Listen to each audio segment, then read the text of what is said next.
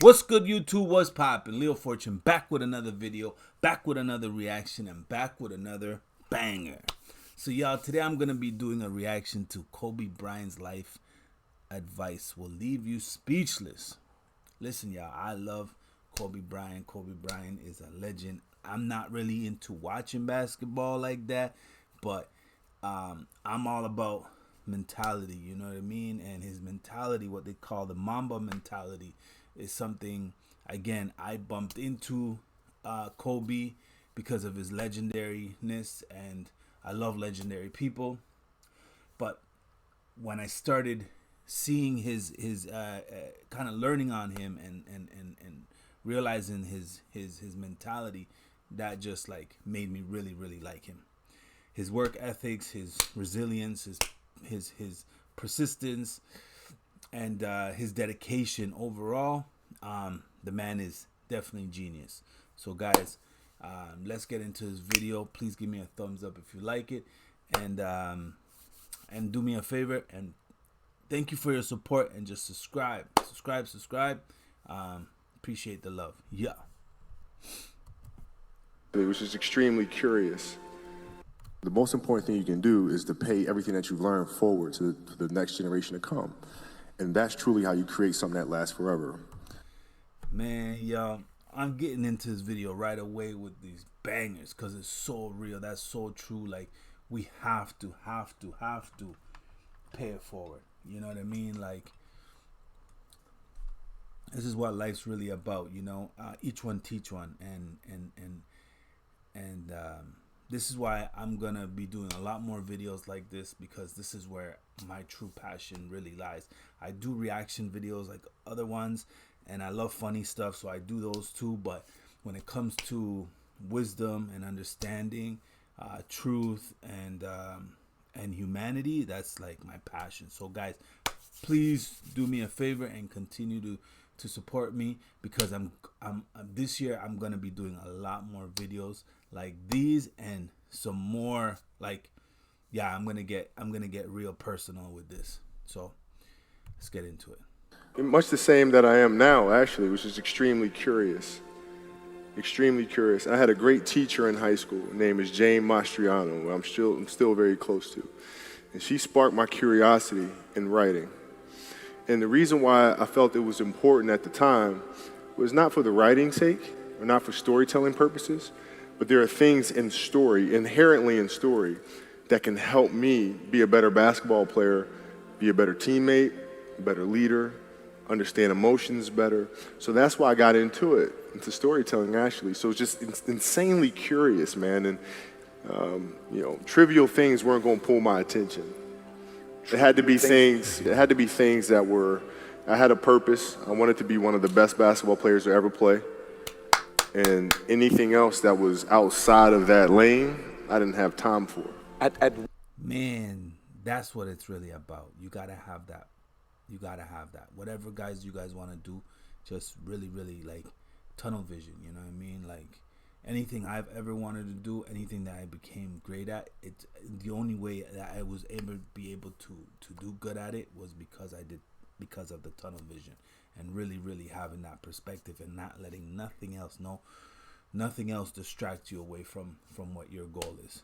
So this is a fact. Kobe knows what it is, and this is not guys, this is not like something that's unique to Kobe. This is something that all the greats have, and you have to understand that in order to be great, and you might, for Kobe it was basketball, for you might be whatever, maybe programming, video games, maybe building cars, maybe becoming a mechanic, whatever it is. Find that, and don't let no outside noises distract you guys. You know what I mean? So that's just what it is. What age did that goal become crystal clear? I made that deal with myself at 13 years old. 13 years old. That's the deal I made. Crystal clear about it. Crystal clear. To me, the mentality is a really simple one, in the sense that the confidence comes from preparation. You know, so when the game's on the line, I'm not asking myself to do something that I haven't done. You see that? Confidence comes from preparation. Not not no blind faith and just believing, oh, I'm gonna do it and that's it. No, prepare yourself, and trust me, the more and more you practice, the more and more you become great at it, you're gonna feel confidence, because what you know, what you've been doing, you know it. So that confidence, don't get it mixed up with arrogance. The confidence, that faith within yourself is because you've been preparing yourself and you know that you put in the work. So when it comes now to actually going out there and doing it, it's like, oh man, I've been doing this. What you mean? Of course. Done thousands of times before. That's right. Right? So when I prepare, I know what I'm capable of doing, I know what I'm comfortable doing, and I know what I'm not comfortable doing. That's right. Right? And so in those moments, if it looks like I'm ice cold or not nervous, it's because I've done it thousands of times before. So what's one more time? That's right. Seriously, what does failure mean? It's not. It doesn't exist. Nope. It's a figment of your imagination. That's right. What does it mean?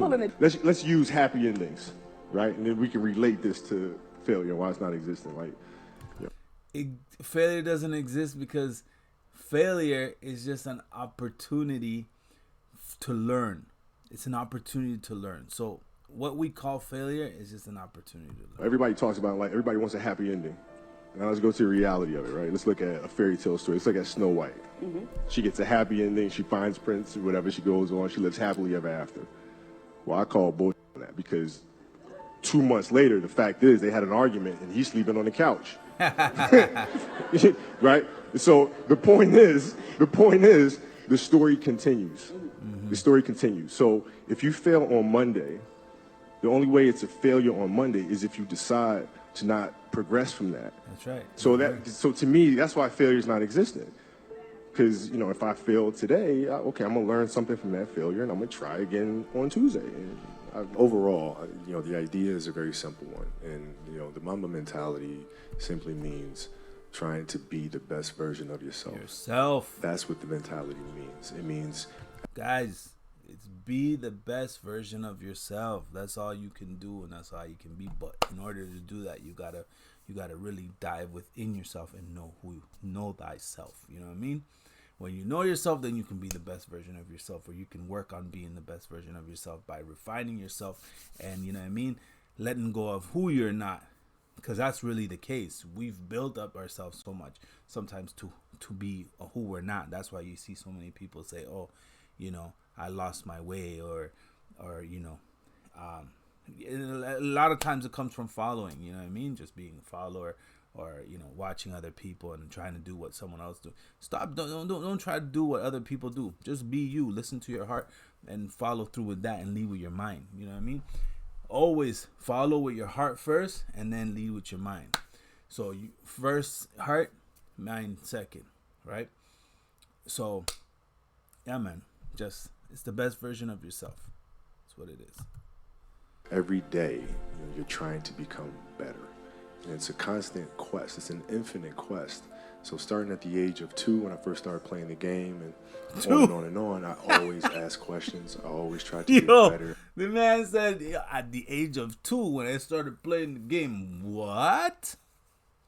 I got to turn it up then. I got to put my son out there at the age of 2 or age of 1. You know what I mean? Like, put him out there and just... honestly, I've been literally training this baby since he was in his mama's belly.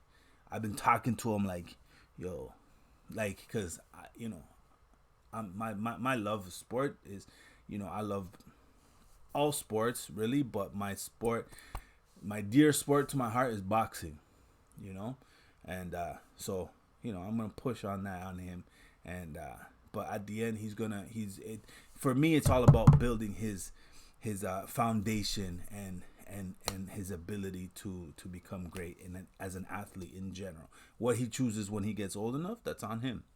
Anyways, let's get back into it.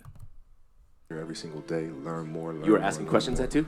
Oh, dude, I was asking questions all the time. You'd be surprised. Like, some people, like my kids at 2 could do a lot of things. At 2, I could dribble a basketball. I could shoot a basketball on the Nerf hoop at the house. And I would go to practice with my father. I would observe my father. I'd sit and watch games with him. And was he your first coach? Yeah, I mean, I guess you could say that. Of course. A lot of things I learned by being around the game. Right? So by the age of 6, I was already strategizing versus other 6-year-olds.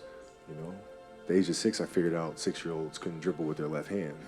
And so I said, okay. A lot of 12-year-olds can't dribble with their Well, left yeah, hand. would imagine 6. So like when I was playing these 6-year-old kids, I would make them dribble with their left because I knew they couldn't. And so they dribble off their foot, I'd pick it up, lay it up. Do it again, dribble off foot, pick it up, lay it up. So at 6 years old, I had 63 points. So your 6-year-old self could beat your 38-year-old self because you only scored 60 in the last game. Yeah, no, but I can dribble with my left though, so that's a problem. But yeah, I mean, listen, I just constantly looked for things to learn from, and very observant. But it's simple. Like if you do the math on this, right? Like if you're thinking about how often kids are playing. That's the key too. I'll tell this That's to my key, daughter. guys. Observation. Listen, half the time the answer is right in front of us, but you know what I mean? Like they say, right? You got 2 ears and 1 mouth, so you can hear more than you speak. So, half the time just keep your mouth shut and just observe. And trust me, when you just observe, you'll get so much answers, man. Like sometimes people be asking questions they know the answer to. Like, nah, like just observe and you'll know. Trust me, it's this intuition will come through. And my daughter's team as well that I coach. So it's a simple thing of math. If you want to be a great player, if you play every single day, 2-3 hours, every single day, how much better are you getting? Most kids will play maybe, an hour and a half, 2 days a week. Do the math on that. It's not going to get it done. It's not going to get it done, right? So if you're obsessively training 2-3 hours every single day over a year, over 2 years, you make quantum leaps, man. Just doing a summer camp for 2 weeks, you see a difference. I remember playing basketball growing up. You see it. You get a lot better, and you come back Yes. more confident playing on the playground with guys who used to beat you. Yeah, and I tell the parents on my team, I said it's when I say your kids are going to become great basketball players, and they're like, really? I'm like, yeah, it's not. There's no. It's math. It's it. Show up every single day. My philosophy was a very simple one, and this is where I think film plays a big part of my life. Rudy was one of my favorite films growing up. If you guys haven't seen Rudy, I suggest you watch Rudy. After watching that film, I come to understand if I could work that hard. I swear I watched that movie, but it sounds really old. Rudy. You guys watch Rudy? Yeah, I should write this down because I kind of want to watch it now. I'm gonna look for it. Where's my pen? Rudy. Yeah, yo, it's crazy. Every day, being blessed with the physical tools that I have, what would my career be? And I made a promise to myself from that day that I was going to work that hard every single day so that when I do retire, I have no regrets. Bless. And that was the most myself. important thing for me, is to leave no stone unturned, get better every single day. And if I lived that way, then over time, I'd have something that was beautiful. But that was my philosophy. It seems like That is not even philosophy. I mean, we call it philosophy, but that's just truth. There's a science behind that. When you do something repetitive every day, one, it becomes habitual, and secondary, you just become better at it. So it's a known fact, and that's how I become better at anything. Even with YouTube, the more and more I first started, I didn't even know how to edit, and now the more and more I work on it, just like you guys, anything you guys put your mind to, if you guys just continue to do that day to day, you start seeing it differently. You start in the beginning, it becomes hard, and then it becomes easier, and then easier and easier, and then, like they say, when you spend 10,000 hours at anything, you become a master at it. So always try to, when you really want something, spend the 10,000 hours, put in the hours. Like, he uses the word obsession. I just call it passion. I don't call it obsession because I think obsession has such a negative, it carries this negativeness to it. So, for me, it's just find what you're passionate about and then put in the hours.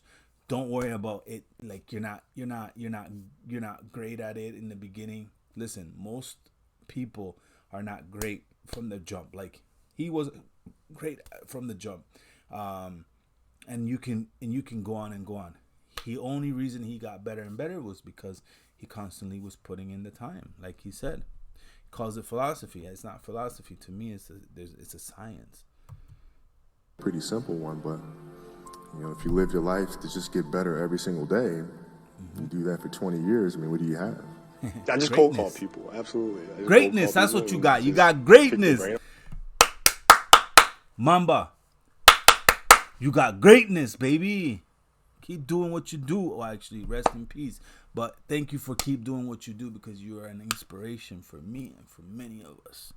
About stuff, and you know, I'm some of the questions that I'll ask will seem really, really simple and stupid, quite honestly, for them. But if I don't know, I don't know. I have to ask. And so That's right. I'll just do that. I'll just ask questions, and I want to learn more about how they build their business, how they run their companies, and how they see the world. And that's a fact. You see what he said?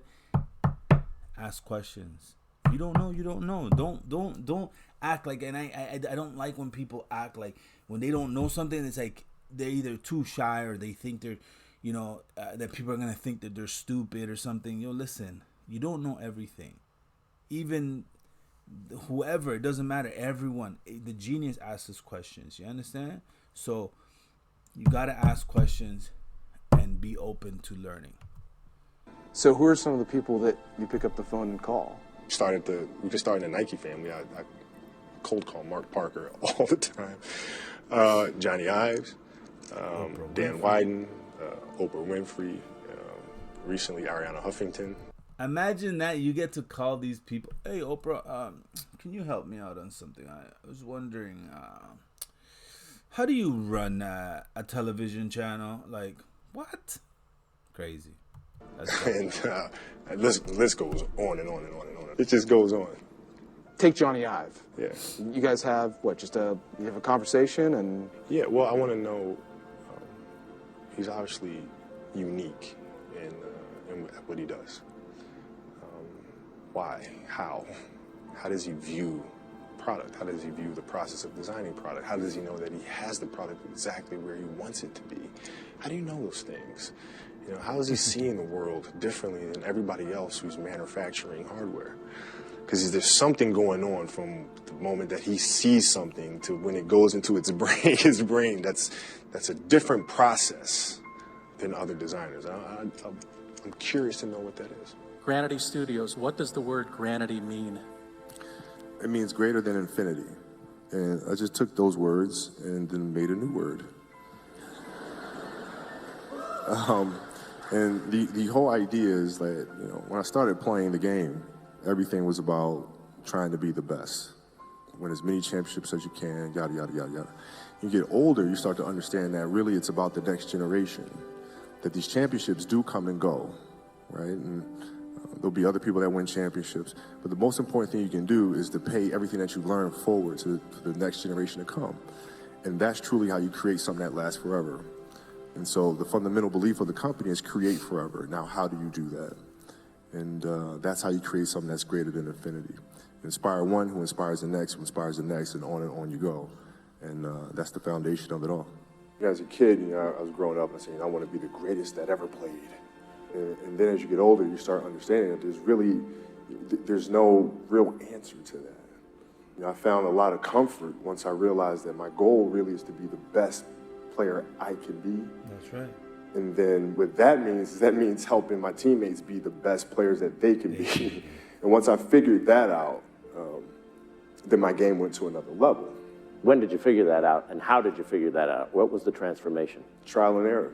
It was a process. You keep banging your head into a wall, eventually you're going to try to look for the door and the key, and so that's what I had to do. And it was a lot of research for me. It was a lot of reading. It was a lot of studying. It was a lot of listening and try to really figure out what makes people tick and how do you motivate your teammates. I mean, it's one thing to say, do this, do that, but how do you really motivate them to the point where they feel where they're the ones asking the questions of how to improve themselves? How do you flip the switch, help somebody flip the switch within themselves to want to reach their full potential? And that's really the dance. Could you maybe want And I feel a lot of that also stems from leading by example. You know, you be the example, you become great, and then people follow because they see, oh, okay, look, Kobe is great, like he's the best one on the team. That people start like, then they start asking you questions. It really comes like by leading by example. So, and that goes for anybody. Like if you're Michael Jordan, same thing. Even Kobe talks about that, where Kobe would call him and ask him for advice. Why did that? Why would Kobe call him for advice? Because he's seen the greatness in him. You know, you should always ask. Don't ask a mechanic about dentistry. No, you ask a mechanic about a mechanic, and you ask a dentist about dentistry.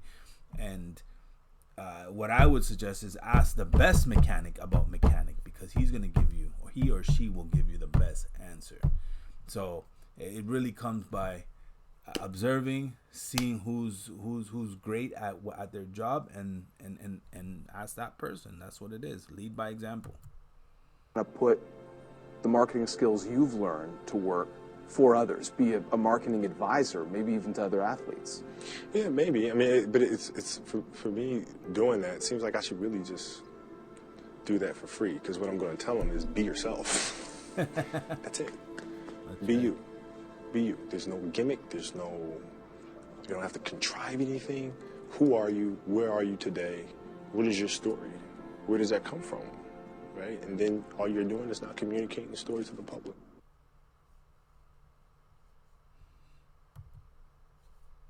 If I told you, Guys, thank you guys for watching this video and supporting my channel. Guys, continue to subscribe. I appreciate you guys. Mad love. If you like this video, give me a thumbs up. If you didn't, too bad. Give me a thumbs up anyways. Peace.